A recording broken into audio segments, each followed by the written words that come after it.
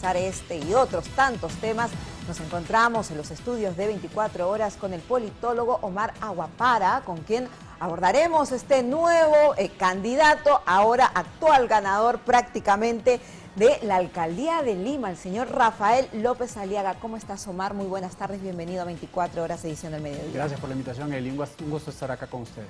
¿Cómo puedes analizar este resultado que deja como vencedor al señor Rafael López Aliaga, con un discurso bastante confrontacional contra el Ejecutivo, varias propuestas de gestor, ¿no?, de solucionar los problemas, pero en la práctica podrá llevarlo a cabo si no quiere tener ningún contacto con Pedro Castillo? Es una buena pregunta, ¿no? Será el primer alcalde que entra con cierta animosidad o que tiene una relación fría con el inquilino del Palacio de Gobierno. Va a ser complicado, va a ser una relación, creo que ya dijo López Aliaga que no quiere reunirse con el presidente Castillo. Es muy difícil manejar la ciudad si es que se mantiene una relación así en términos presupuestales, ¿no?, en términos de coordinación. Pero creo que López Aliaga llega en gran medida en respuesta a eso, ¿no? Una respuesta de Lima, que es una ciudad que siempre ha sido hostil a Pedro Castillo, al Ejecutivo, ¿no? Entonces vamos a ver desde Lima, y es lo que él ha dicho en sus primeras declaraciones también, ver Lima como una especie de oposición adicional al gobierno que está ahorita ocupando el Poder Ejecutivo. Los grandes desafíos del próximo alcalde de Lima, porque además de enfrentarse al Poder Ejecutivo, aún continúa el hambre, aún continúan zonas muy olvidadas y además hay mucho que hacer en cuanto a seguridad ciudadana, que era lo que representaba Daniel Urresti, con el que la distancia es mínima y finalmente, digamos, se sobrepone, pero prácticamente por un punto. Un margen muy estrecho. Es complicado porque es una ciudad muy grande, es una de las ciudades más grandes de América Latina. Podemos ver en la votación cómo hay un apoyo que se divide geográficamente también, y creo que responde y ejemplifica cuáles son las distintas necesidades y demandas de Lima Moderna, de Lima Sur, de Lima Norte, de Lima Este. Entre ellas está la seguridad ciudadana, que es un tema que, por otro lado, la Municipalidad de Lima no tiene tantas competencias o atribuciones para lidiar, ¿no? Y de repente ese fue uno de los problemas con los que tuvo que lidiar Daniel Urresti como candidato. Pero como bien señalas, y López Aliaga hizo énfasis en su campaña, es un tema de acceso a agua, acceso a servicios públicos, infraestructura, transporte, que además hay que lidiar con más de 43, 44 distritos, municipalidades distritales, que también se manejan como feudos en la ciudad. Entonces es todo un reto. Han habido alcaldes que han logrado manejar de alguna manera la ciudad. No es una ciudad fácil y va a ser un reto muy grande para el nuevo alcalde. Y el perfil de los votantes, ¿no? Porque sin duda se inclinaron por dos opciones, tanto del señor Urresti como López Aliaga, con discursos bastante, digamos, confrontacionales, con propuestas bien claras.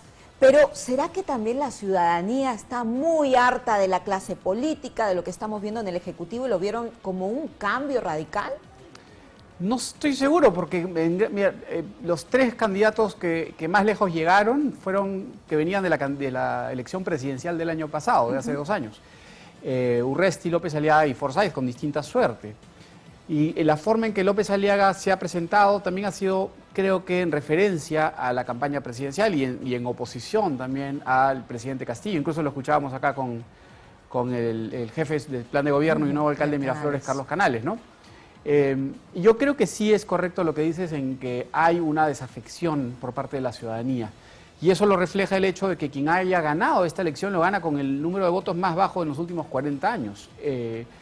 Y si vemos los números con los que están ganando alcaldes en otras partes de la ciudad, pero también del Perú, indica que hay un alto número de ausentismo, hay candidatos que no despiertan entusiasmo y hay mucha gente que vota blanco o viciado, ¿no? Y todo eso se refleja en que los porcentajes de victoria son de escasos. 15, 20, 25%, ¿no? Cuando en otros momentos no tan lejanos hemos visto alcaldes ganar con 40, 50, 60% de apoyo, ¿no? Y eso es importante.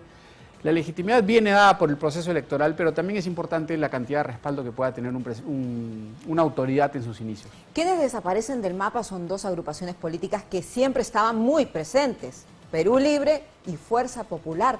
¿Qué pasó con ellos?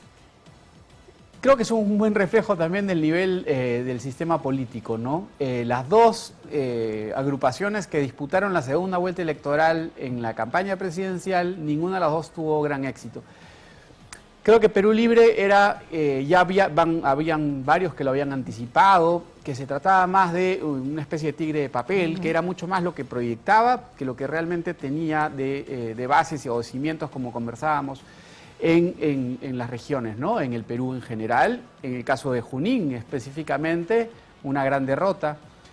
Fuerza Popular normalmente ha tenido mayores problemas para tener un buen rendimiento en elecciones regionales y municipales, pero sí, de todas maneras, sorprende que personajes como Cecilia Chacón o César Combina, por ejemplo, que tenían cierta proyección, han sido congresistas, no hayan logrado vencer en sus respectivos distritos, ¿no? Y eso habla un poco también de la debilidad de estos partidos que son muy personalistas, ¿no? Dependen mucho de estos liderazgos. En el caso de Perú Libre un poco de Cerrón, sobre todo en el caso de Fuerza Popular del nombre Fujimori. Y eso hablábamos, ¿no? Vladimir Cerrón, que siempre está muy activo en su cuenta en Twitter. Ayer, al parecer, las elecciones no eran con él y estaba más pendiente de lo que ocurría en Brasil con Lula da Silva y Bolsonaro en vez de lo que estaba pasando aquí en el país. Es correcto, ¿no? Creo que es un poco la necesidad de bloquear el pésimo rendimiento de Perú Libre a nivel local y verlo cómo estaba pasando más bien la izquierda en la región con Lula. ¿Quién lo hizo otra vez y pese a la polémica, los cuestionamientos, es César Acuña como gobernador regional de La Libertad, con más de un 30% de los apoyos? ¿Cómo podemos leer este respaldo que aún continúa teniendo la figura política? Es muy interesante porque es uno de los pocos partidos nacionales, de los partidos políticos nacionales, que sí logra replicar un poco el éxito que ha venido teniendo en los últimos años. En el caso de La Libertad, no estoy seguro cuál de ellos va a pasar a segunda vuelta, pero también tiene candidatos que pueden estar pasando a segunda vuelta en otros lugares, como Tumbes, Lambayeque y Cajamarca, si no me equivoco. Y bueno, creo que Acuña probablemente gane en primera vuelta y no sea necesario que haya una segunda vuelta en el caso de La Libertad. Y eso habla de un trabajo que viene desarrollando el Partido Alianza por el Progreso hace muchos años, sobre todo a través de redes clientelares, a través de las universidades que manejan en esa zona del país. Es una zona que ha crecido muchísimo en los últimos años y que ha logrado conquistar, ¿no? Alianza para el Progreso tiene una presencia importante ahí y creo que queda claro con el triunfo de Acuña en La Libertad. Independiente a los audios que se filtraron, que le costó el puesto a Lady Camones como presidenta del Congreso, él sigue, ¿no? Es bien particular el caso. Sin duda, y ahí también demuestra que hay una especie de desconexión entre lo que sucede en la relación de poderes entre el Ejecutivo y el Legislativo, lo que sucede con los partidos en el Congreso, que de los que estamos más pendientes, o mucho más pendientes, ¿no? De los grandes partidos que pensamos que controlan los destinos del país, como Acción Popular, Alianza para el Progreso, Fuerza Popular, Avanza País. Cuando vamos un poco afuera de Lima, de la relación entre Ejecutivo y Legislativo, vemos en realidad que son cascarones, básicamente. Omar, muchas gracias por todo tu análisis. Grandes desafíos para nuestras próximas autoridades, para los próximos